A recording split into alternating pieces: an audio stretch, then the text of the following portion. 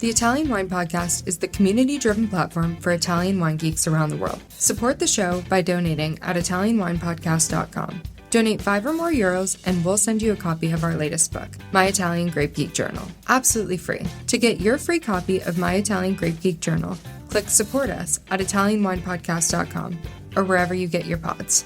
Grazie mille.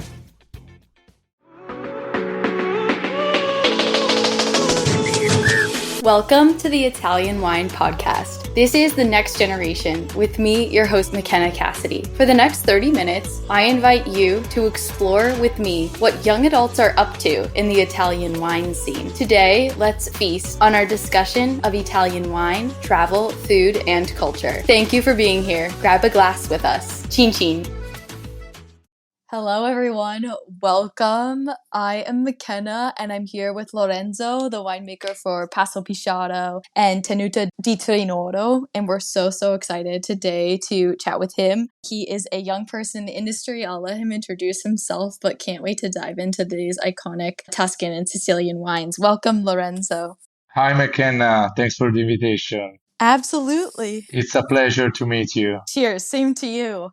So I understand that you were born in Pisa in 1995. Yeah. And you grew up there, and then you studied viticulture and oenology at the University of Pisa before you worked your first harvest at Tenuta di Trinoro. Could you talk to us, just introduce yourself, tell you how old you are, and describe how you got started in the wine industry?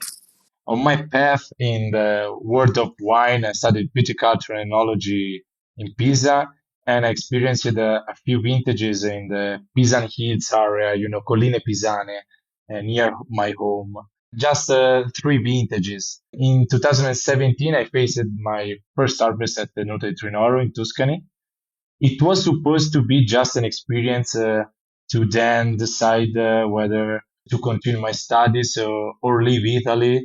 But at the end of the 2017 harvest, Andrea Franchetti asked me if I would like to start something together and stay at Trinoro. So the decision was already made for me. So gradually I grew with his vision and my approach. Now after Trinoro, I started going down to Etna and discovering the fantastic world as well. Okay. And now I really enjoy working with both wineries. Yeah.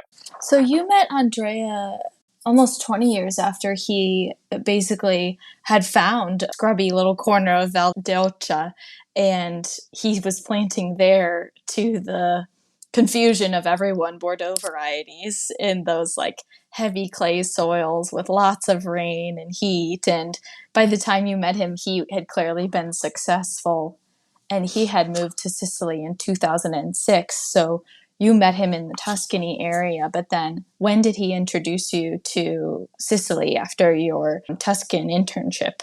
My first approach on Montenetta was in 2019, so 2 years later than Trinoro. Okay. I started in Trinoro, and for the Chardonnay harvest, so in August, we moved together, me and Andrea, to harvest the Chardonnay, for choose the right moment. It was my first approach on Etna world. I owe my rapid growth to Andrea Franchetti. Was a wine man who managed to leave a strong mark on the wine world in just a few years. Yeah, let's talk about him. What was kind of his influence on you, or his approach to enology and winemaking that was so meaningful to you?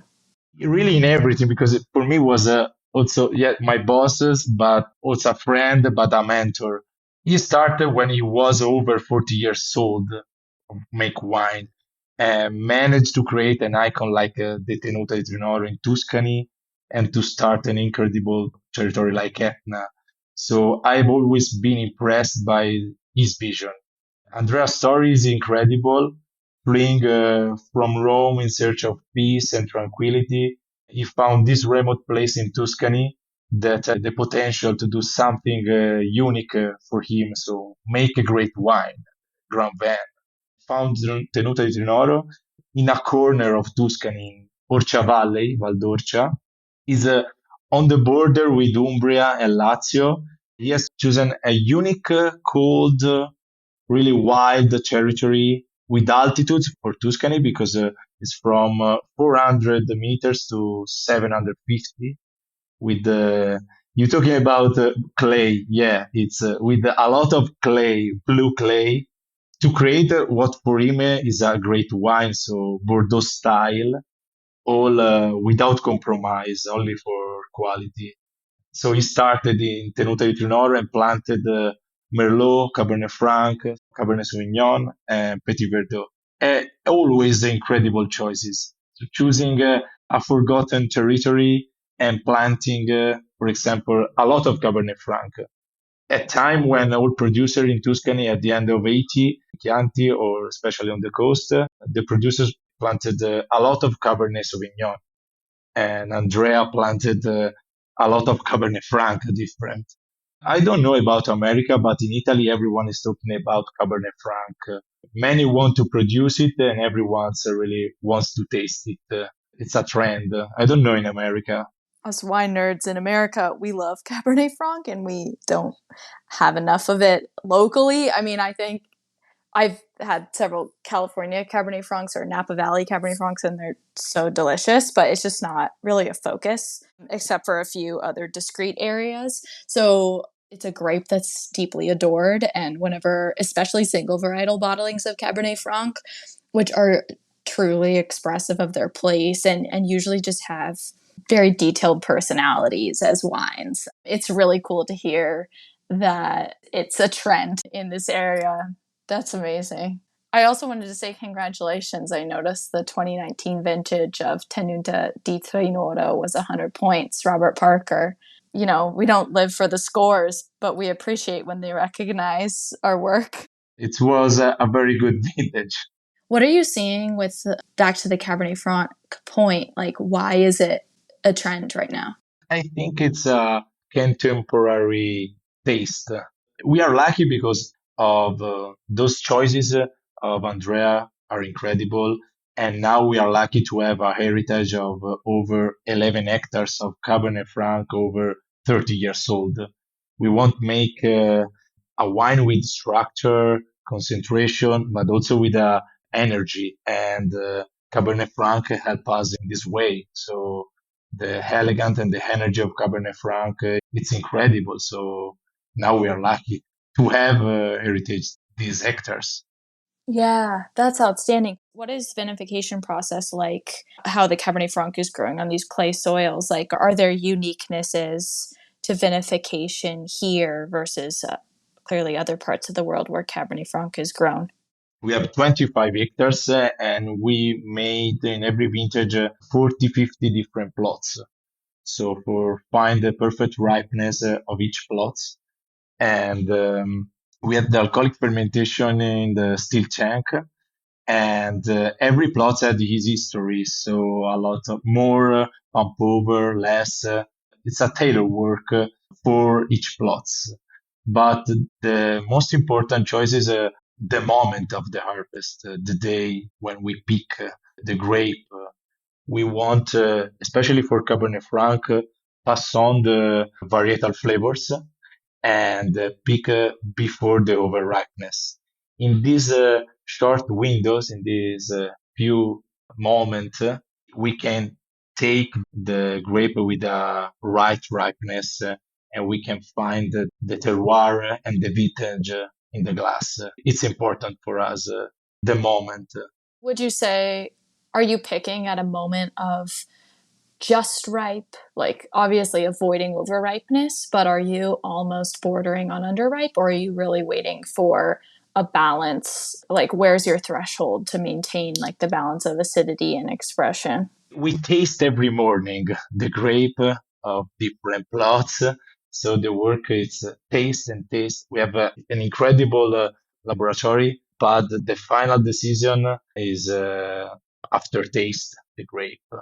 What chemical analyses are you using? Are you using a certain Brix level, or are you referencing other metrics to make your choice?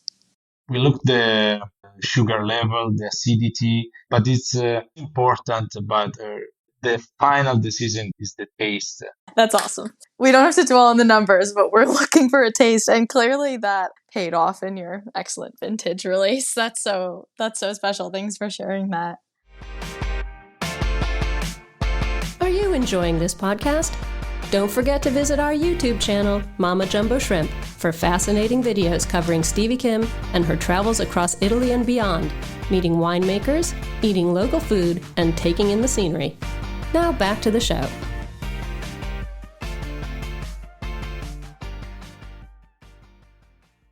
I know that we're talking about Cabernet Franc, but sadly, Cabernet Franc is not an indigenous Italian grape variety, and our audience loves indigenous Italian grape varieties. So we'll have to switch over to a different part of Italy. I noticed that in 2006, Andrea Franchetti, your mentor and original boss, he purchased vineyards on Mount Etna on Sicily, and he was really going with the intention of producing wine to rival the top Bordeaux estates, frankly, planting those types of grapes there. But then working with local grape growers and winemakers, he really discovered the potential of Nerello Mascalese. And now you produce several contrade that are all hallmarks of their discrete areas. Would you explain that a little bit to us? Really, Andrea discovered Etna in 98.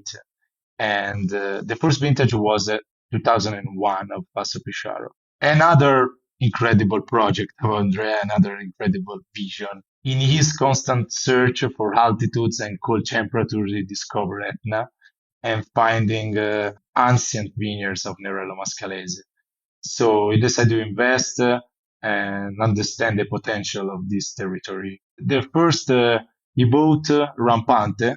Rampante is our highest contrade at 1,000 meters. But the wonderful things for me is that you wanted to make Etna known to the world. And so the Heaven Contrade Etna was born, where he brought together other producers and journalists to taste together. So it was incredible. That's so special. So I noticed, Contrada P is grown on lava rock. Porcaria. That's like crumbly lava rock. And then Chiappe Macine. Yeah. Macine. Yeah. Yes. Yeah, the names are crazy. Also for us, Italian people, it's difficult also for us. That's why I can go by Contrada Se. But if you can say the right way. So that's like lower in elevation. So like a rounder, softer wine, which is usually shown in the lowest elevations of Etna. And then Sciara Nuova is new lava flow. So it's like very bright and herbaceous. I want to give a shout out to a wine list in Chicago that really does a nice feature of your wines. Sepia is a Michelin star restaurant in the area that has like a full page. It's a really great reference. And just for someone in America trying to dive in. And I know several other restaurants. This is where I'm calling in from today, but like Italian Village or RPM or Next or Purple Pig. Like you were talking about your recent visit, it's cool because your wines are they're kind of part of a collection. Like they're all different and saying something unique, but they're all Passopisciaro. Like they're all going to represent the same philosophy and intention while also displaying these discrete differences in the contrade. So I just think that's so special. Yeah, the differences between the contrade are incredible. The contrade are like a crew. So all lava flows from different areas at various altitudes and under different climate conditions, because we start at the lowest is Chiappe Macine at 500 meters and the highest is 1,000 meters is Rampante. So we have 500 meters of difference. It's incredible. And also the soil change a lot. For example, Chiappe Macine is the only soil where we don't have 100% volcanic soil. It's volcanic soil, but this meets the limestone from the Messina area. So we have a little bit different tannins structure. Difference to, for example, Porcaria, it's a little part inside Feudo di Mezzo. Feudo di Mezzo is the largest contrada on Mount Etna, Etna Nord. Another part, the difference is a Sciara Nuova. So you say right. So the new lava flow, Sciara Nuova. The name is the new lava flow at another altitude. The first love of Andrea was Rampante, for example, the first contrada. It's incredible. And the result today for me, it's everyone is talking about Etna. You talking about Etna from Chicago, and you taste in a lot of restaurants. 2 weeks ago, I was in America. I was in a wine bar when an American guy asked, "Can I have an Etna doc?" For me, it was amazing. The result of Andrea work and the Etna doc work, it's incredible. Do you feel like he really helped give international identity to the wine region of Sicily to the point where it almost became organized in a way where people could latch onto like an understanding of what this terroir was offering? What do you feel like was his global impact? Why Etna is so popular? Probably the same reason of Cabernet Franc. It's a contemporary taste. So especially for Nerello Mascalese, for this indigenous grape, it's more easy keep the freshness and the drinkability. And now the customer want this drinkability with a hot temperature, hot summer. So normally increase in the Italian market the white wine and the wine like Nerello Mascalese, Cabernet Franc, or other grape with more freshness. Probably it's this. It's this. How old was the gentleman who asked for an Etna doc at the wine bar? Was he a young person?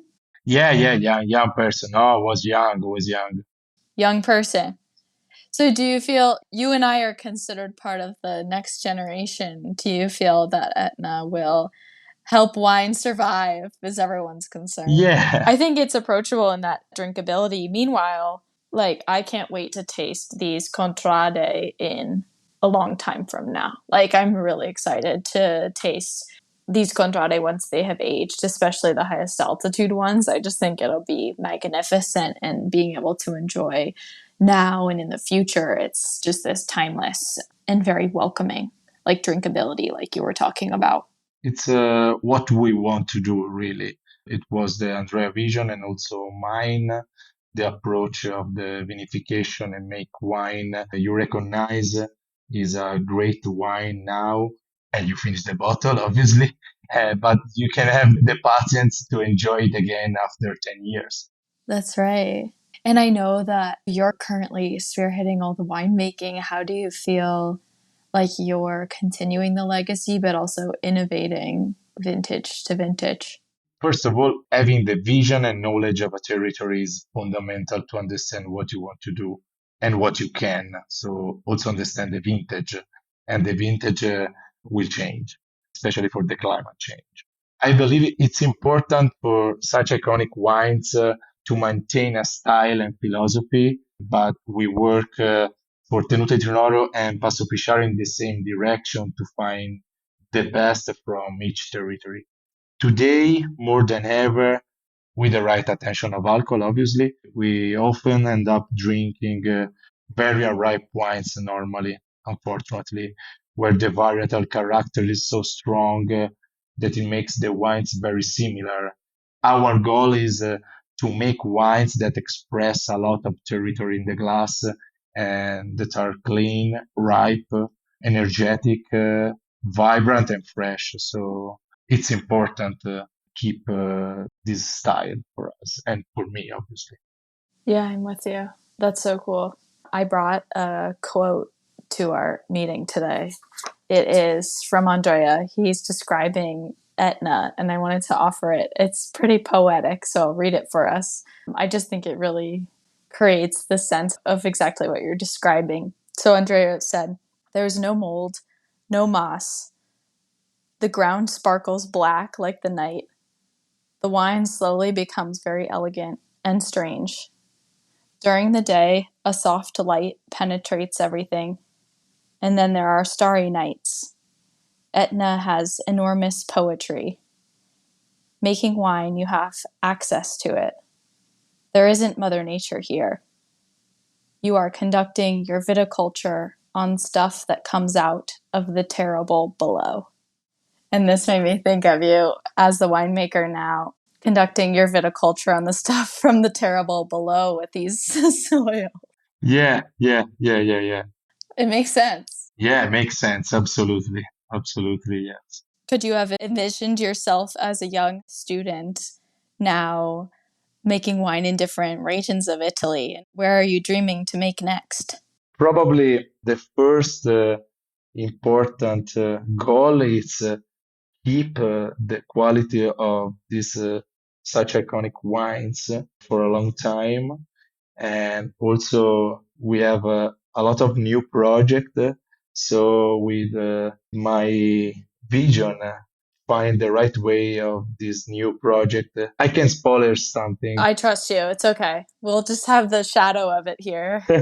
No spoiler, but a hint that there might be a spoiler. So there you go. No spoiler, I'm sorry. But yeah, the approach is only for the quality.